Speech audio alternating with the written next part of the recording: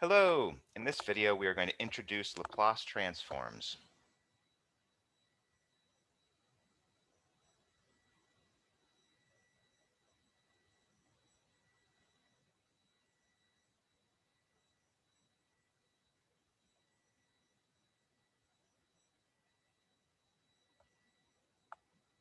So before we get into Laplace transforms, one of the things that we are going to need is to review improper integrals. So let's do that.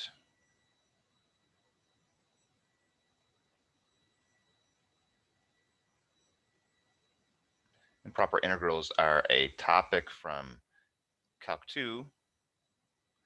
And what they involve is they involve being able to integrate when you have an infinity in the bounds. Now, I'll also cover integrating when you are integrating with a asymptote, vertical asymptote. But in particular, in this case, we're looking at integration where we have an infinity in the bounds. So how do you handle that?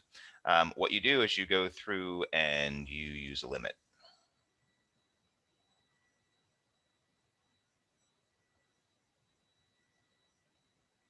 The idea here is that with infinity, you can't plug in infinity because infinity is not a number. But what you can do is you can plug in a variable after you're done integrating, and then you can take that variable and take the limit as that variable approaches infinity and have the same effect.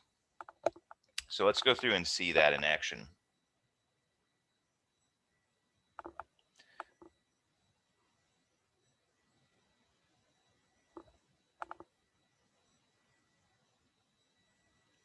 So suppose we had the integral from 3 to infinity of 1 over x squared dx.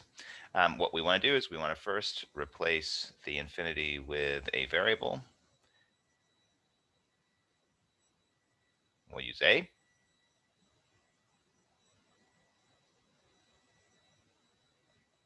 And then once you're done, you want to just go through and do your normal integration, plug in the bounds, and then you'll have a variable that's that you can go through and take to infinity.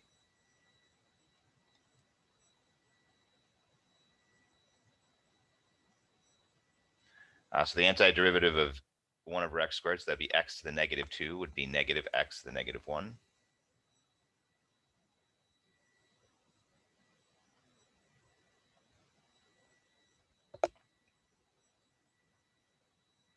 And then plug in a and plug in 3.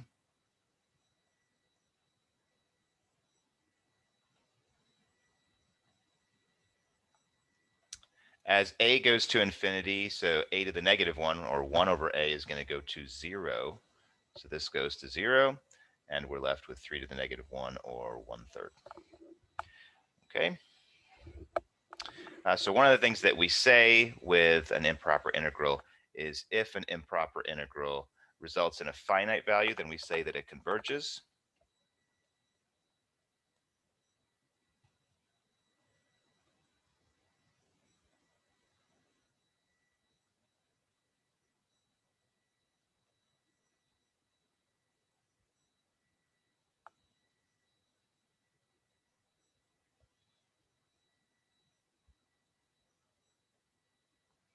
And if the value is infinite, then it diverges.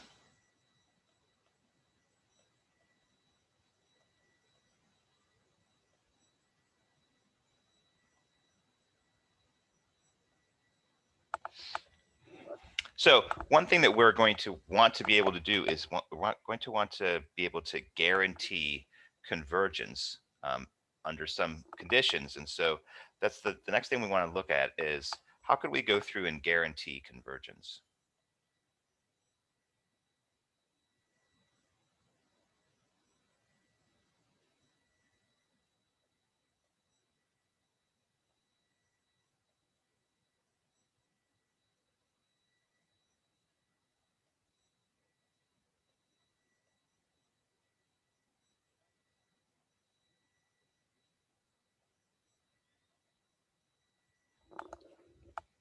Okay, so let's just spend another second on that. Right, so we've got our improper integral, a to infinity. we go ahead and we do the substitution, take the limit. So we can see an example here where we got 1/3. So, what are the conditions that we would have to have? What do we have to go through and put in place here to go through and guarantee that when we do this process, we end up getting convergence? So that's going to end up being important for our Laplace transform. And so that's a question that we want to go through and spend some time exploring. And that's going to be the next few minutes of the lectures. We're going to look at that. Oops. All right, so to answer that, what we're going to do is we're going to introduce a new idea.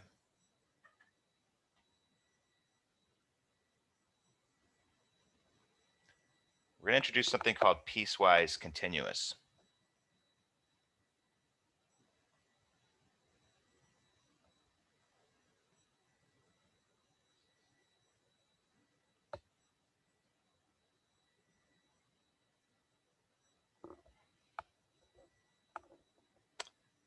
All right, so a function is piecewise continuous on an interval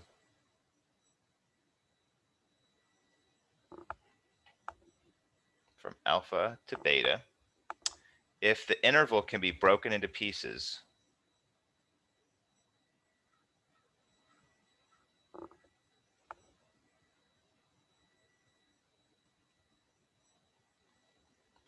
and each piece is continuous.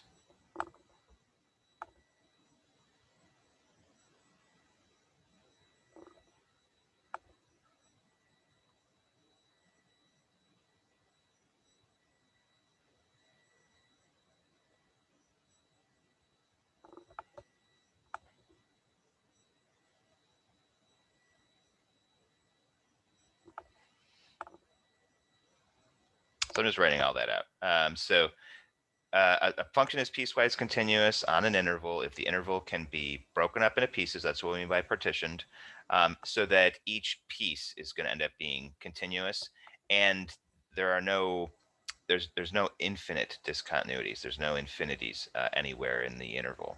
So f is continuous on each subinterval, each piece.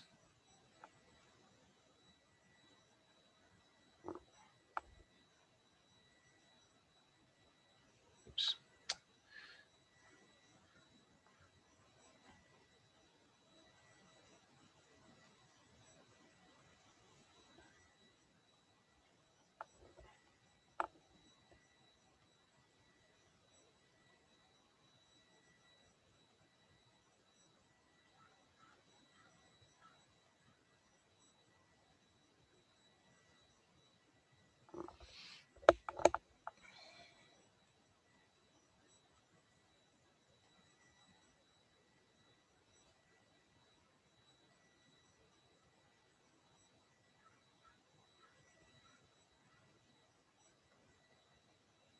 So that's basically just written out what we just said. So you've got an interval.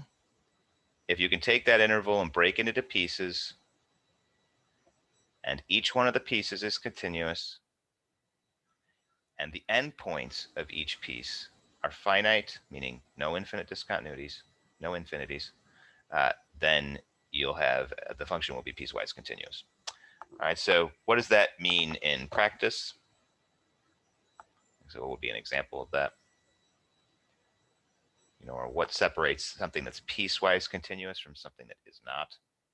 Suppose we have alpha, beta, and you've got something that's partitioned.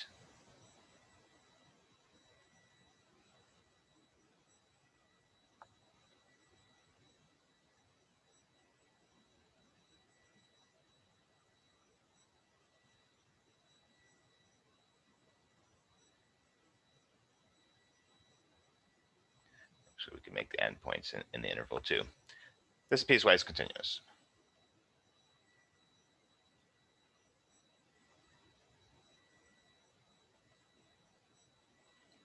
Why? Because each piece is continuous. So if you just had cut this off and just had kind of tunnel vision, this piece here from alpha to T1, that's continuous. this piece from T1 to T2 continuous, T2 to T3 continuous, T3 to beta is continuous. Each one is continuous, and the endpoints, there are no infinities here, right? So the endpoints approach finite values. So it meets both criteria, right? So our criteria function is continuous on the subinterval, and it approaches a finite value at the endpoints. And we have that. Oops, looks like I have an extra page in there. What would be an example of something that's not piecewise continuous?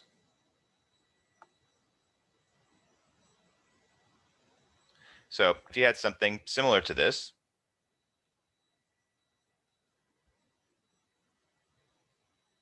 we could break it up again. This was be a T3.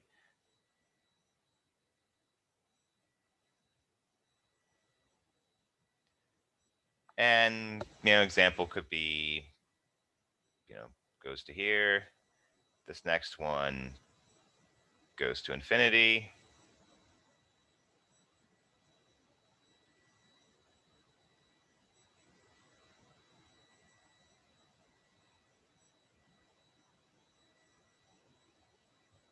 Something like that would be an example.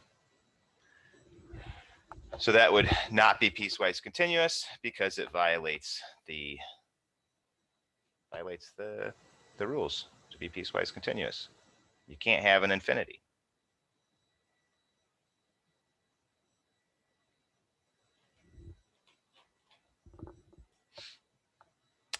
Okay, so that gives us some idea of what piecewise continuity means. All right, so let's move on. The consequence of this, or a consequence,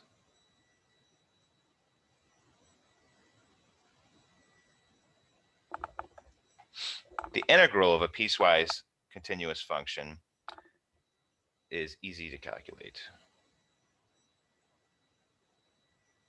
Well, maybe not easy to calculate. Qualify that. Has a nice characteristic.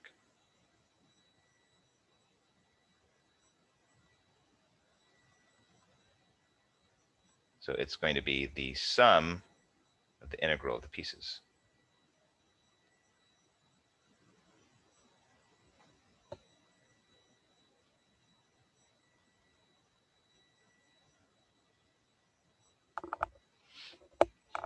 So if we have the integral from alpha to beta,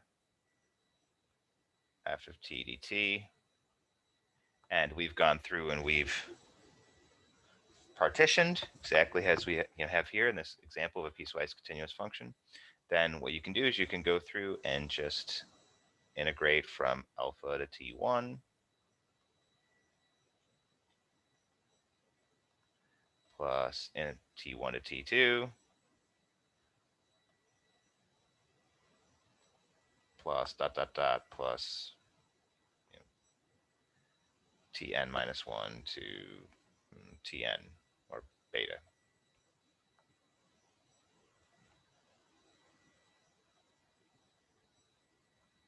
All right, so the idea here is that when you're integrating, if we want to think of our integral as area under the curve, what we could do is we can just go through and just break this up.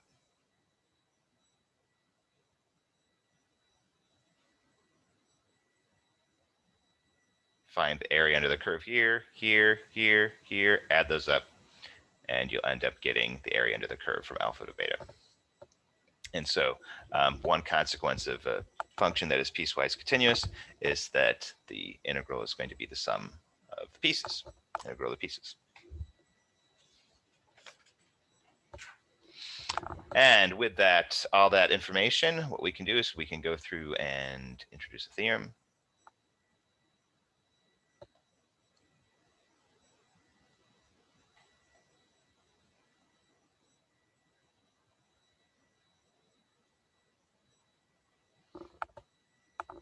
If f is piecewise continuous,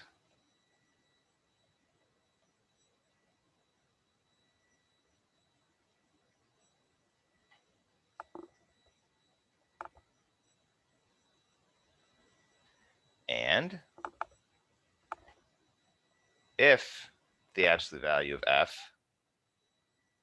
is less than or equal to function g of t, when t is greater than or equal to m, and if the integral from m to infinity of g of t dt converges, then the integral from a to infinity of f of t dt converges. Okay, and similarly, or maybe not similarly, but yeah, I guess maybe it's similarly. If f of t is greater than or equal to g of t, which is greater than or equal to 0, for t, greater than or equal to m, and if the integral from m to infinity of g of t dt diverges, then the integral from m to infinity of f of t dt diverges. Okay, so that's the theorem. What does the theorem say? Or what does this say?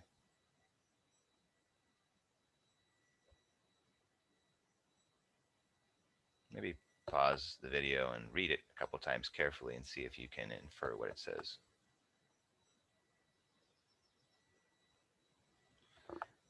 Okay, so let's take a look. All right, so if f is piecewise continuous, and if f is, so the absolute value of f, if f is smaller than g of t, the function g of t, and if the function g of t, when you go through and do the integral, converges, then the integral of f of t dt needs to converge, right? So if you take the bigger thing, right, the g of t is bigger than f of t, take the bigger thing, and if the area under the curve of the bigger thing converges, then the area under the curve of the smaller thing has to also converge, right? So that's kind of harkens back to like a comparison test or an integral test, something like that, from from second semester calculus when we're handling a series. And the same thing is true. So, well, in a similar fashion, if f of t is bigger than g of t, right, and then the smaller thing diverges, then it forces the bigger thing to diverge, right? If the area under the curve of the small thing is infinite, then the area under the curve of the bigger thing must also need to be infinite. All right, so that's it in a nutshell. Is that if the larger thing converges, then it forces the smaller thing to converge.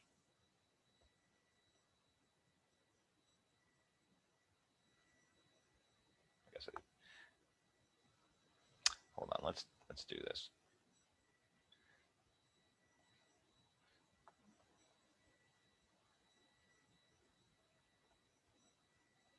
If the integral of the larger thing converges,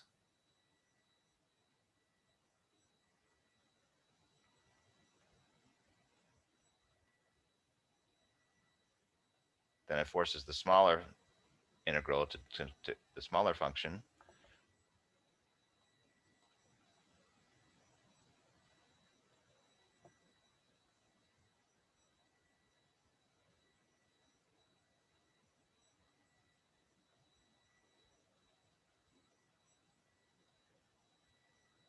to converge.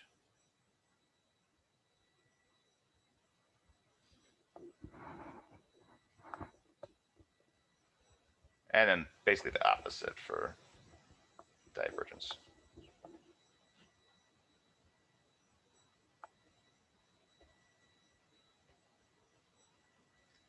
We're not so much interested in divergence anyway. We're interested in convergence. So, okay. So now that we've got all that out of the way, oh, and we're not going to go through and prove this theorem. We're just going to leave it. It's kind of common sense. All right, so we can get into the Laplace transform now.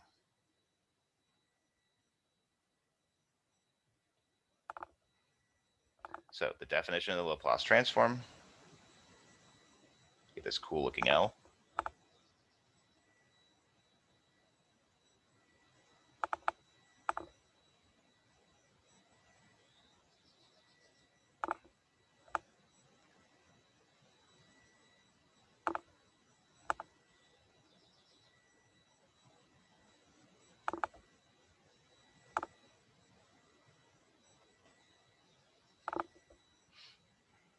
So this is our Laplace transform definition.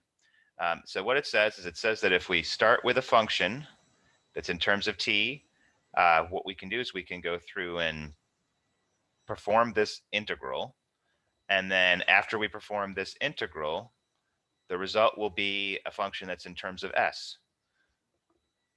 So you're going to transform a function from t over into a function from s via this integral. It's a weird thing to do. I understand. If you're watching and you're being like, wait, what? Why would we possibly do this? You'll see. That's the short answer. The short answer is you'll see. This is surprisingly useful. This is it's a fascinating technique, a brilliant idea. Whoever came up with this, but what we can do is we can end up going through and translating functions effectively. You can think of this function as being in terms of t. It's a t space. It lives in the t world, and then we're going to translate it over into the s world via this integral. And it's going to turn out that you can have a differential equation that is very difficult to solve in the t world, in t space. But then once you translate it via this integral into s space, suddenly it's really easy to solve. And then we can then translate back to t space. So we're going to start off with something hard, translate it, solve it, and then translate it back. So it's kind of insane. It's like magic. It's very much like magic. All right, so how do we use this? Okay, I basically just described it, but I'm going to write all that out. How do we use this? So one, we transform a differential equation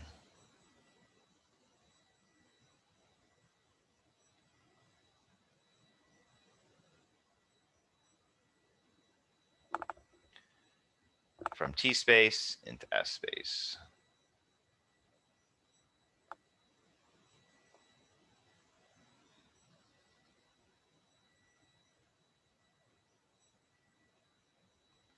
Two, we solve the differential equation. We solve the problem in s. Maybe I should say this. So in s space, the differential equation becomes an algebra equation, which is crazy, right? So you go from a differential equation to an algebra equation.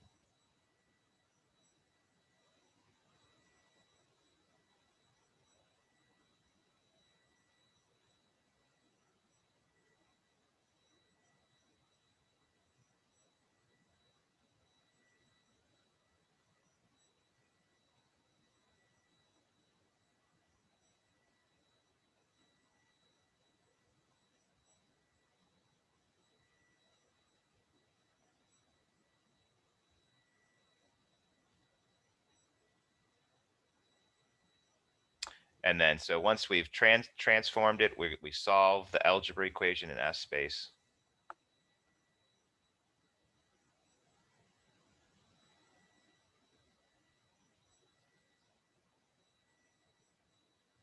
And then last, we transform back to get the solution to the differential equation.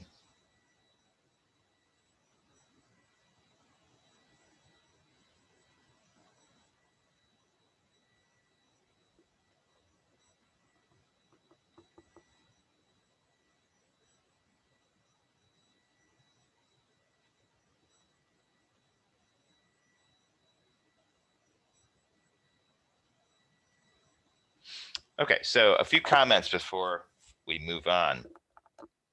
So this is a Laplace transform. There are other types of integral transforms. Because of that, there are some common terminologies. So what we have here is this is called the kernel of the transformation. So if you're using a different transformation, like a different integral transform other than a Laplace transform, you'd have a different kernel. And other kernels, so kernels deal with different situations depending upon the differential equation. So this kernel, you'll notice this is exponent. It's got this exponential flavor to it, right? So why, what's going to make this particularly useful?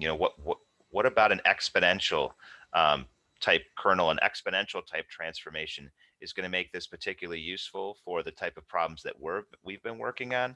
Well, if you look at most of the problems that we've done in this course, the solutions have had an exponential aspect to them.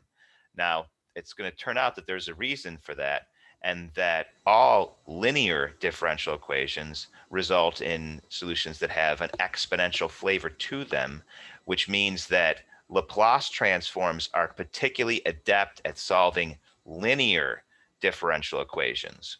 And so that's going to end up, all kind of fitting together nicely and neatly into one package, is that that exponential kernel makes it so that you can solve, differential equations whose solutions have an exponential, piece to them, and differential equations that have an exponential piece to them, those are going to be linear differential equations.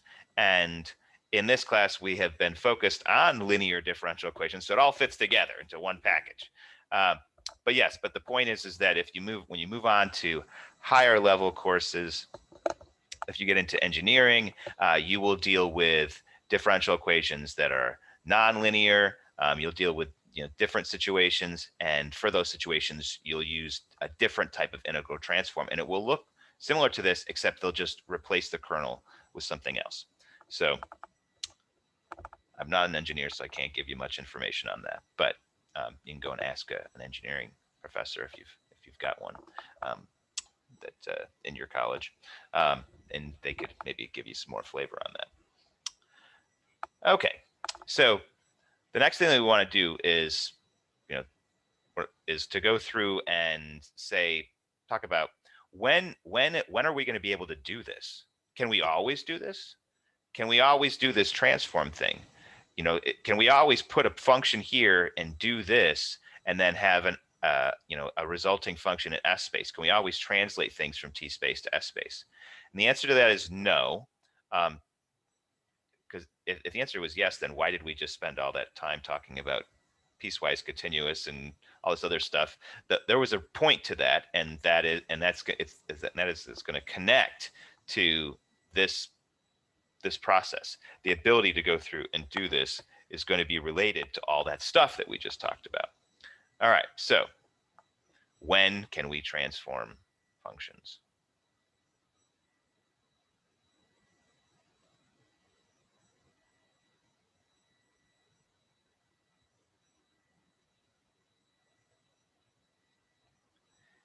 Answer: theorem. Yay.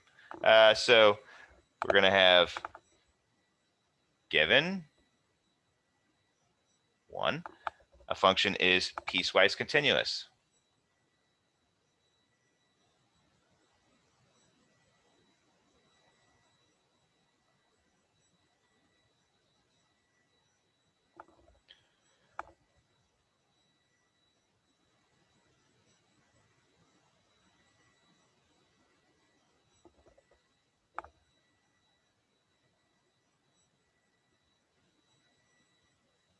All right, so we've got piecewise continuous. 2,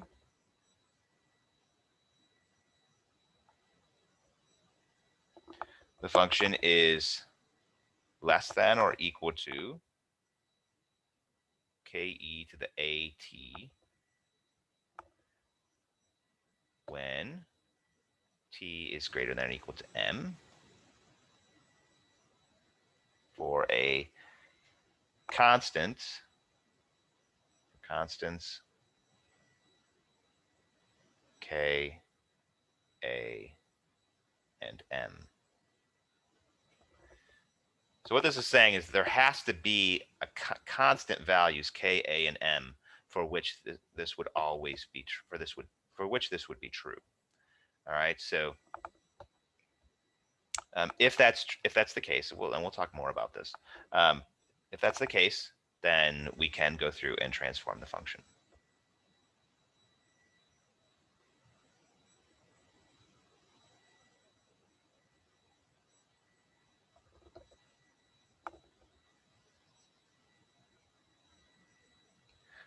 If Laplace transform exists, we can go through and we can transform it for s greater than a. You'd be like, s?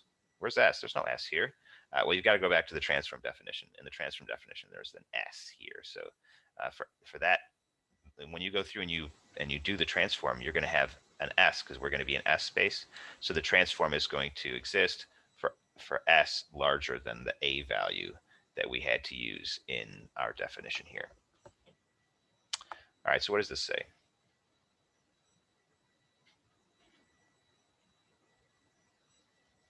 What does this theorem say? So it says, well, two things. I mean, the first one, f has, to go through and perform the transform, f has to be piecewise continuous.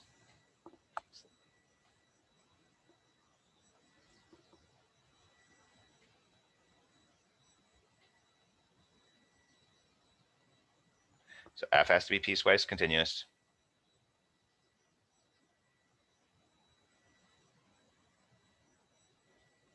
And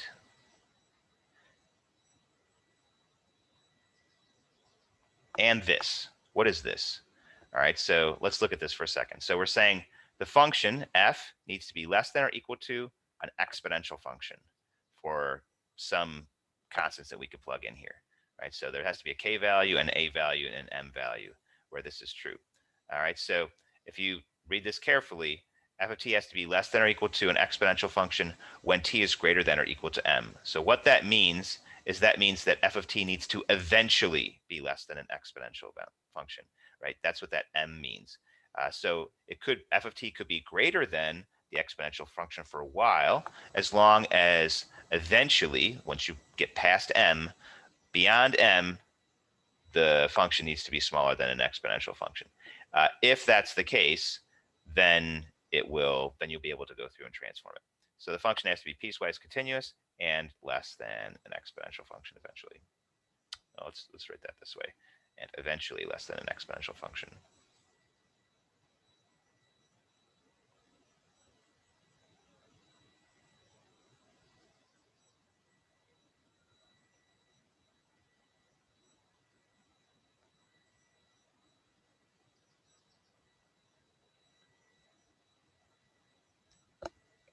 So, why does it have to be less than an exponential function? Well, we're actually going to go through and prove this one, but it has to do with this exponential function. So there's an exponential function in our kernel, and so that's why the function needs to be less than an exponential function. So they are connected. Oh, and one other thing that I wrote in my notes, the way to think about this is in terms of growth, right? So since we are integrating, we're adding up area under the curve. So what this is saying is that eventually f has to grow slower than an exponential function. So if you think of it in terms of growth, then the function has to eventually grow at a slower rate than an exponential function. Now, exponential functions grow quite fast, so that this is not a hard requirement to meet, but there are functions that do grow faster. I mean, you could create something here that grows that has a higher growth rate than this. Like, for example, if the function were e to the t squared or something like that, e to the t squared, it grows faster than e to the at. But that's the way to think about this, is to think about it in terms of growth. Anything that grows slower than an exponential function, we can go through and end up transforming.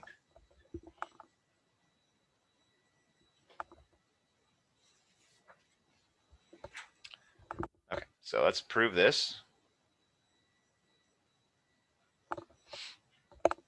So to prove it, what we need to do is we need to prove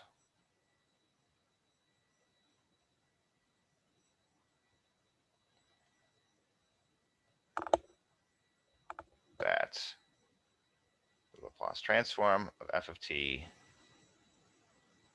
equals the integral from 0 to infinity e to the negative st f of t dt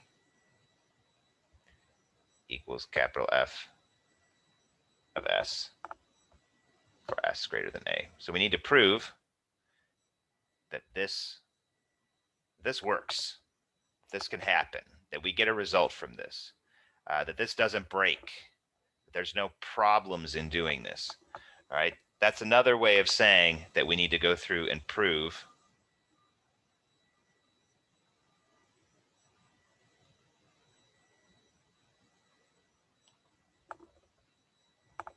that the Laplace transform of f of t converges. If this converges, then we're going to get a result. We're going to end up getting a finite result. That's the whole point, going all the way back to the improper integrals that we started with. So if it converges, you end up getting a finite value. If you get a finite value, that means that the Laplace transform worked. So, instead of going through and trying to prove this, instead we're going to prove, this because it's easier. We can prove that the Laplace transform converges. All right, so to do that, we're going to start with integral from 0 to infinity e to the negative st f of t dt. All right, so we want to go through and prove this converges. To do that, what we're going to do is we're going to split this integral, and the place we're going to split it at is at m. Why would we split it at m? Think about that.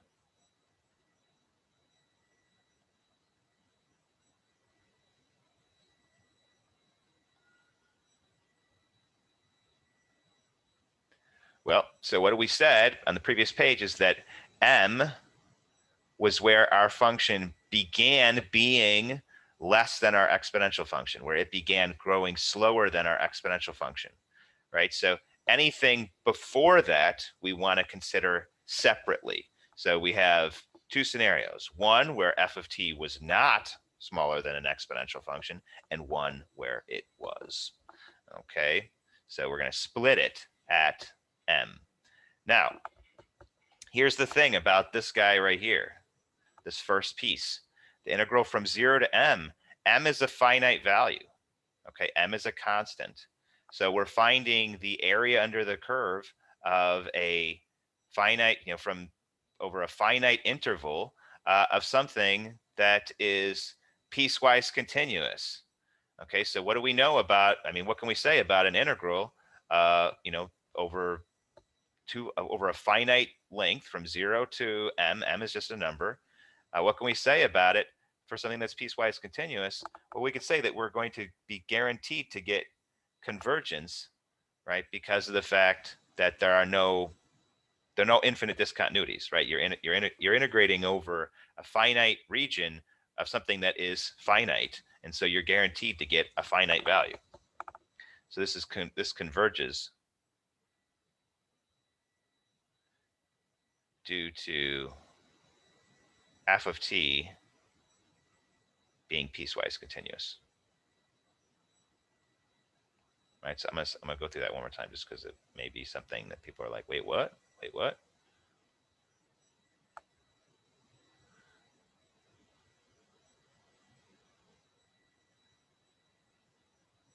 All right, so if you're finding the area under a curve and you're doing it between two finite bounds, right? If you think about it,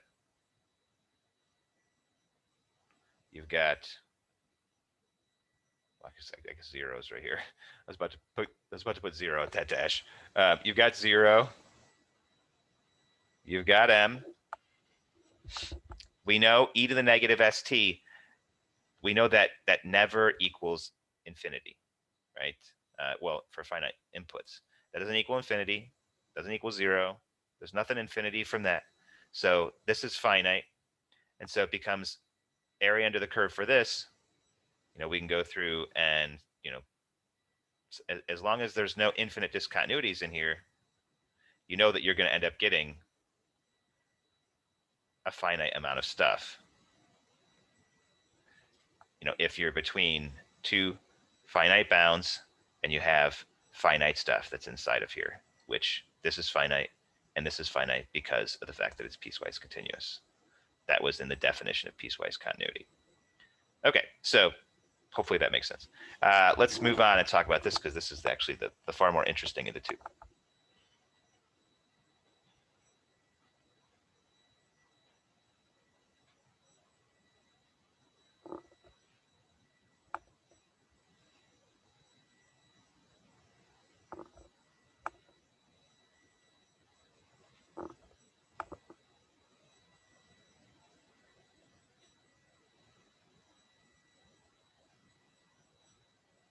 All right, so that becomes our goal. So if our goal, initially it was to prove that this converges, we split it.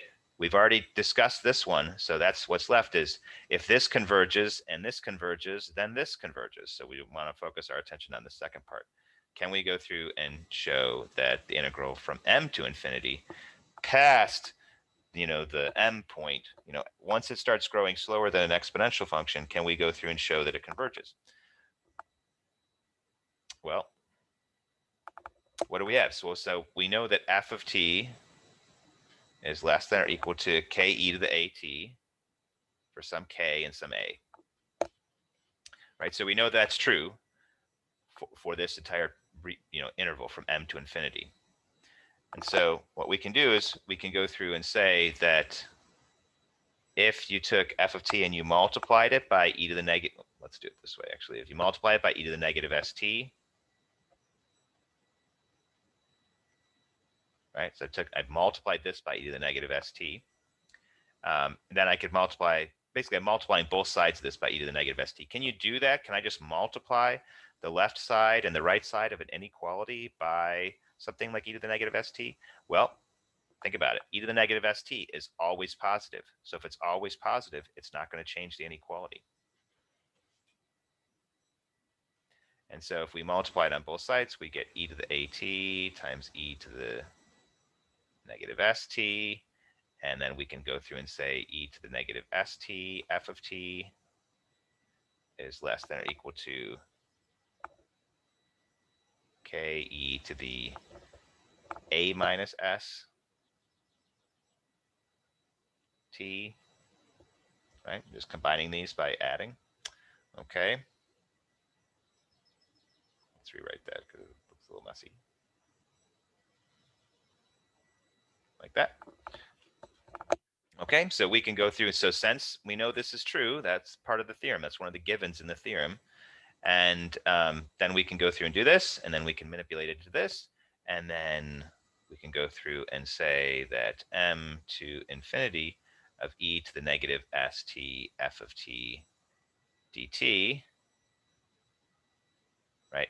That's going to end up being, hold on, actually, let's do it this way. What I was about to say is maybe not the best way to go through and describe it. Let's go through and instead and do, so what we're going to do is instead of looking at this, we're going to look at the integral from m to infinity of k e to the a minus s t dt. All right, so we're going to go through and look at this instead. Why? Well, I'll explain why in a second, right? So if you go through and you actually perform this integral, we can do that. This is just an improper integral. Take the limit as a to infinity, the integral from m to a, k e to the a minus s times t dt. Then we can find the antiderivative of this.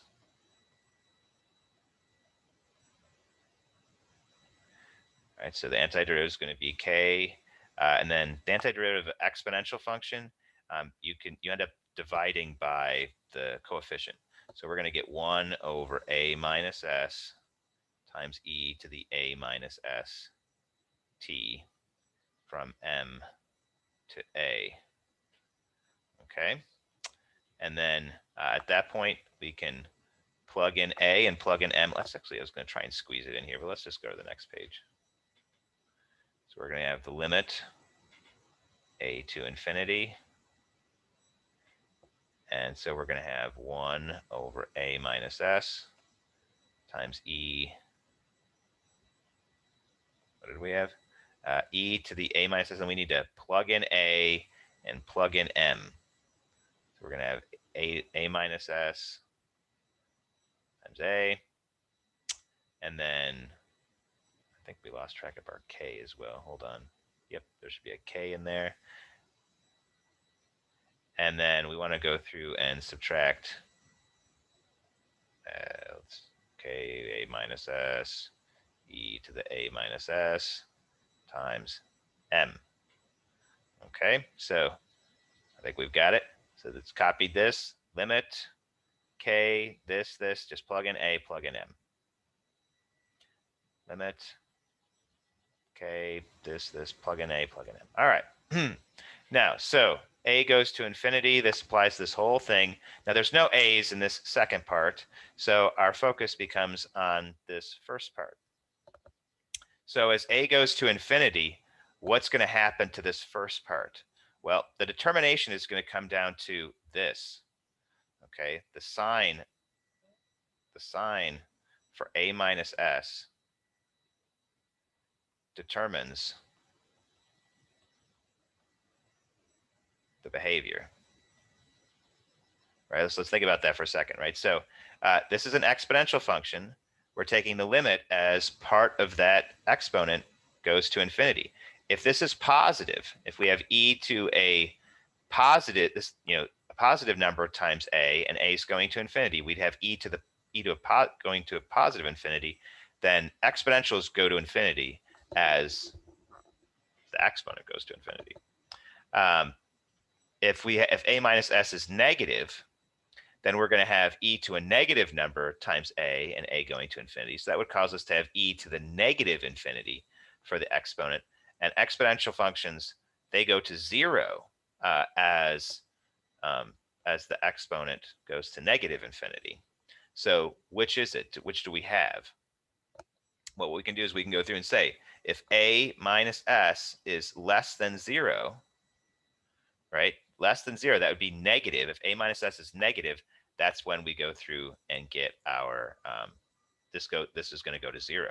If this goes to 0, hold on, let's just finish this thought over here. If a minus s is less than 0, that's the same thing as a is less than s, or s is greater than a. Okay, but to finish this, if this goes to 0, what happens to this? So if this goes to 0, what happens to this guy here?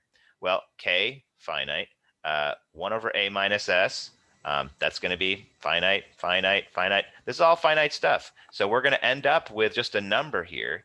And if the result of our improper integral is just a number, then it converges. So what we can say is it converges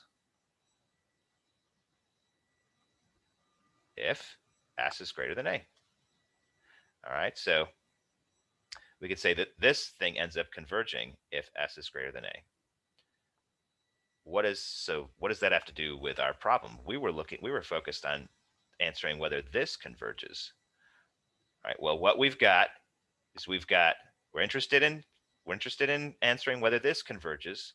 We know that this is less than another function, and we know that the bigger function, the integral for the bigger function, converges. So if the integral for the bigger function converges, what can we say about the integral for the smaller function?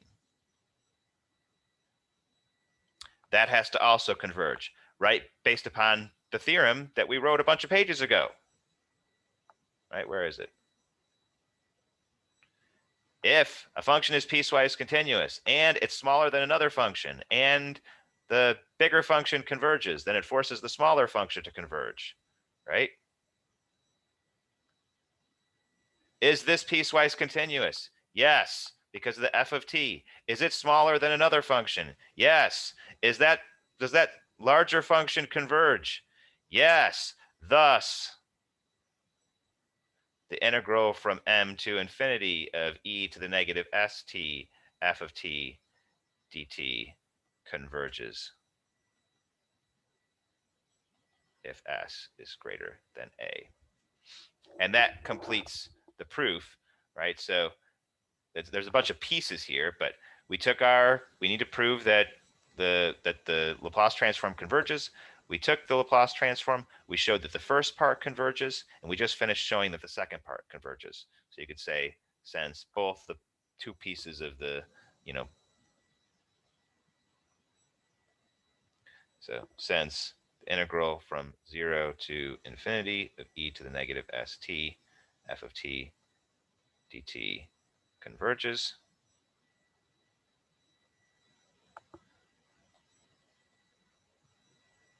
the Laplace transform of f of t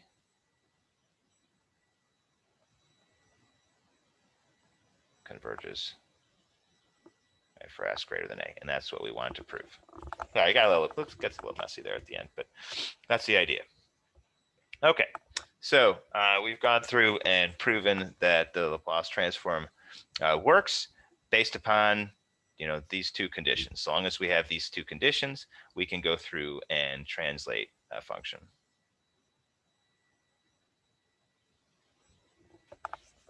So let's do that.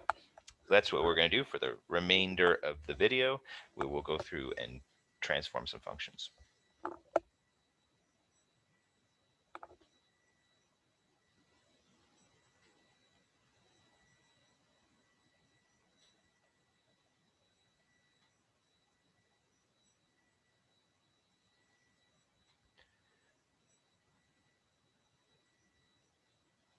All right, so is f of t equals 1, is that piecewise continuous? Yes, it is. The function that always gives an output of 1 is going to be piecewise continuous. Does it grow more slowly than an exponential function? Yes, it does. So we can go through and transform 1. And if we do that, we get the integral from 0 to infinity of e to the negative st dt, right? So I didn't put it in there, but this is e to the negative st times the function, which is 1 dt. So there's the 1 right there. And then so we just end up having to integrate this. So to do that, you throw the limit in.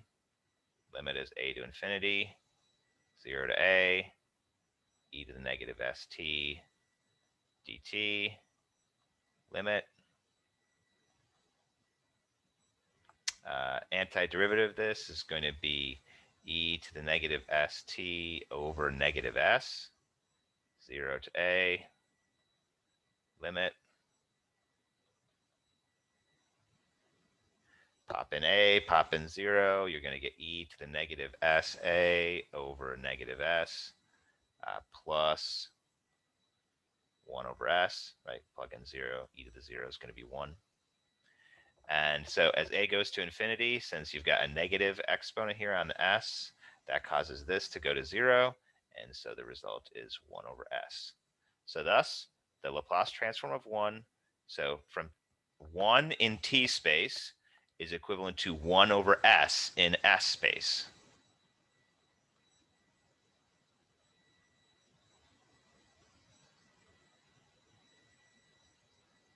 So 1 transforms into 1 over s. Transforms. It's like a transformer from robot to automobile. I guess Transformers are not all automobiles, are they? The Decepticons are not automobiles. It's the anyway, you guys know what I'm talking about, right? All right. So f of t equals e to the at. All right. E to the at, is that exponential? I'm sorry, is that piecewise continuous? Yes. Is it less than or equal to an exponential function, right? It doesn't need to be strictly less than, it just needs to be less than or equal to. Is it less than or equal to an exponential function? Yes, because it itself is an exponential function. And so this is piecewise continuous, and it's less than an exponent. It's less than or equal to an exponential function. So we can go through and transform e to the at, 0 to infinity we get e to the negative st times e to the at dt. And so 0 to infinity, e to the negative s minus a t dt. And then you could do limit a to infinity, 0 to a, e to the negative s minus a t dt. And then the antiderivative of this thing is going to be 1 over that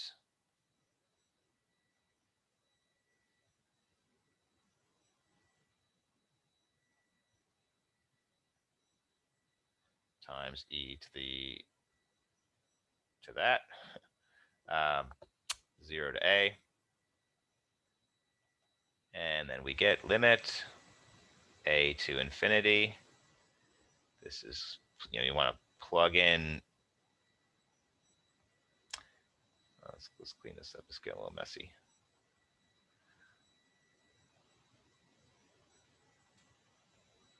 Plug in a.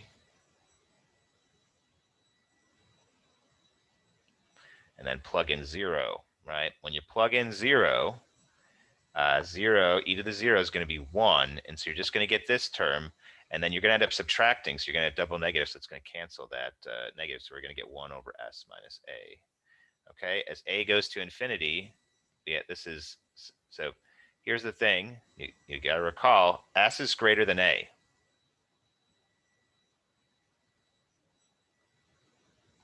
Right, that's in the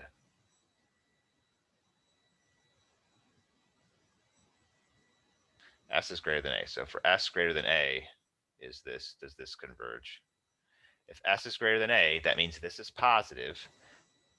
Then negate it. So you're going to have a negative, and so you have a negative value times a, and a is going to infinity. So you're going to have e to a negative infinity. That's going to be 0, right? So this is going to go to 0, and so we're just going to get 1 over s minus a. All right, so we've got our function in t space, and it transforms like a Decepticon into 1 over s minus a in s space.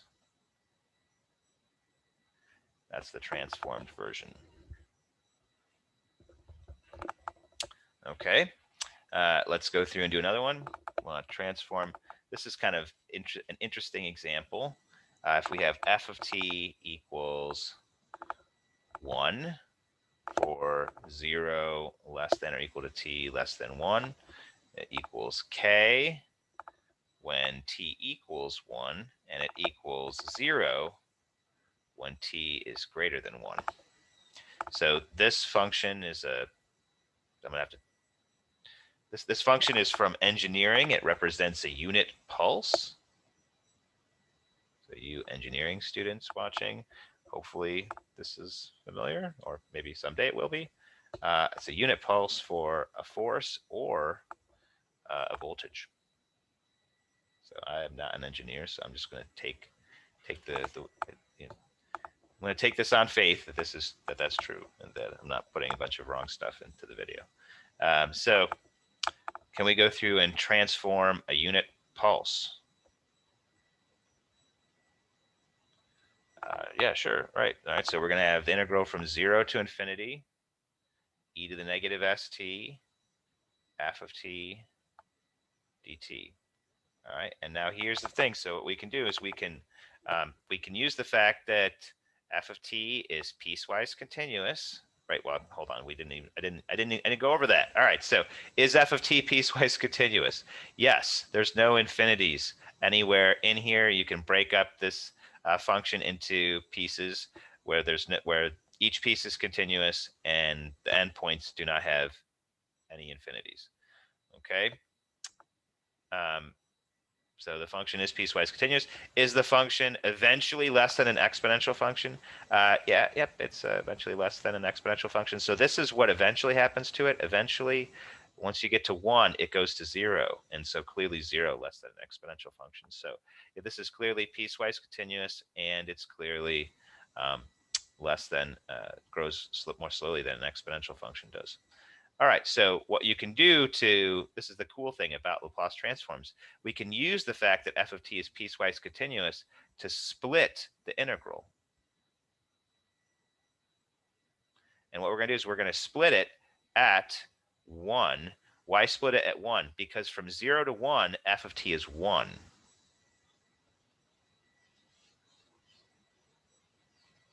And then from 1 to infinity, f of t is 0. All right, and so the thing that you may notice, be like, wait, what happened to k? What about k? All right, well, so integrals are about finding the area under the curve, right? So k is just a single point. There is no area under a point, okay? You need to have more than a single point to have the area under the curve. And so the k doesn't factor into it. The thing that factors into it is the 1, which is over an interval 0 to 1, and the 0, which is greater than 1. All right, so what can we say about the second integral here? Well, if you've got e to the negative st times 0, this whole thing is going to be 0. So that's 0. All right, and then so our focus becomes on this guy here, and we don't even have an infinity in the bounds anymore. This is just a regular integral.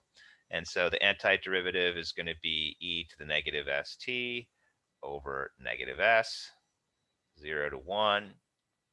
So plug in 1, you get e to the negative s over negative s.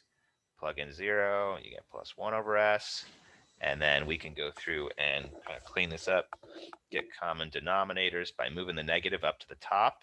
And so we'll have 1 minus e to the negative s over s.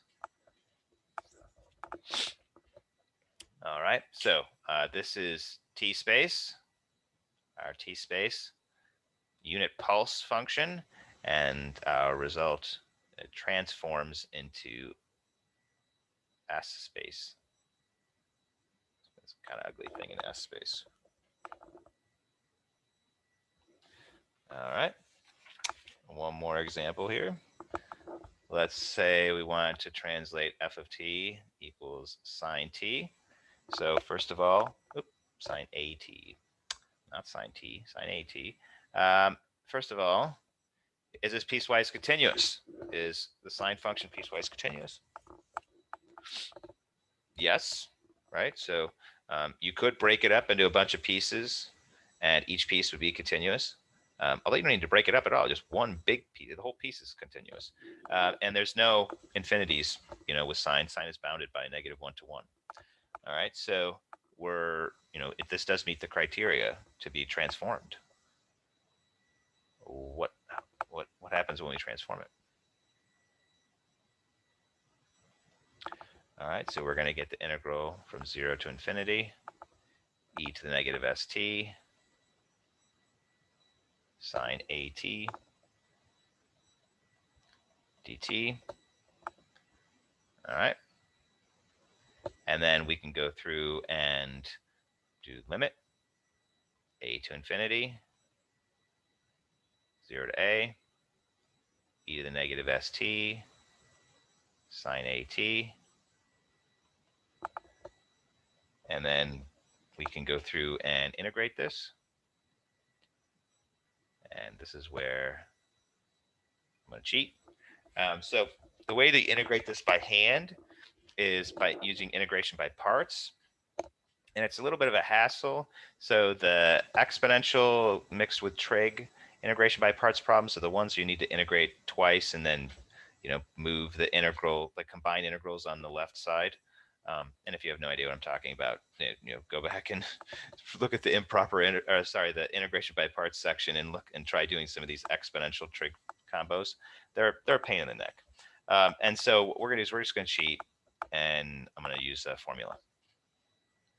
So if you look in the back of a calculus textbook, you'll find a formula for the integral here. And so we're just going to use that formula. The formula says the result of this, the antiderivative of this, is going to be s squared plus a squared negative s sine at minus a cosine at. and then we're evaluating 0 to a.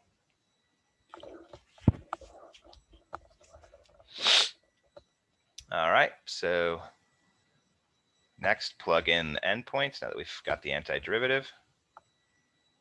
So we're going to have e to the negative s a divided by s squared plus a squared, negative s sine at minus a cosine, not at, what am I doing? What am I doing? I'm plugging in capital A for a, so it's going to be little a, capital A, cosine little a, capital A. That just looks like a weird thing to do, but that is the right thing to do. All right, and then minus. Okay, now plug in 0. When we plug in 0, it wipes out well, the exponential term equals 1, so we're going to get 1 over s squared plus a squared. And then we're going to have negative s sine a times 0 minus a cosine a times 0. Like that. All right. So as a goes to infinity, we've got a negative exponent here. So that's going to cause this to go to 0. That kills this whole piece. Goes to 0. All right. And then this piece, we have negative 1 over s squared plus a squared. And then in these parentheses, sine of 0 is 0. Cosine of 0 is 1. So we're going to have times negative a. And so we get a over s squared plus a squared. Okay. And so here's the function in t space. Here's the function in s space. And we successfully transformed it. And that's it. All right. That's the video. That's the introduction to Laplace transforms. Thank you for watching. See you next time.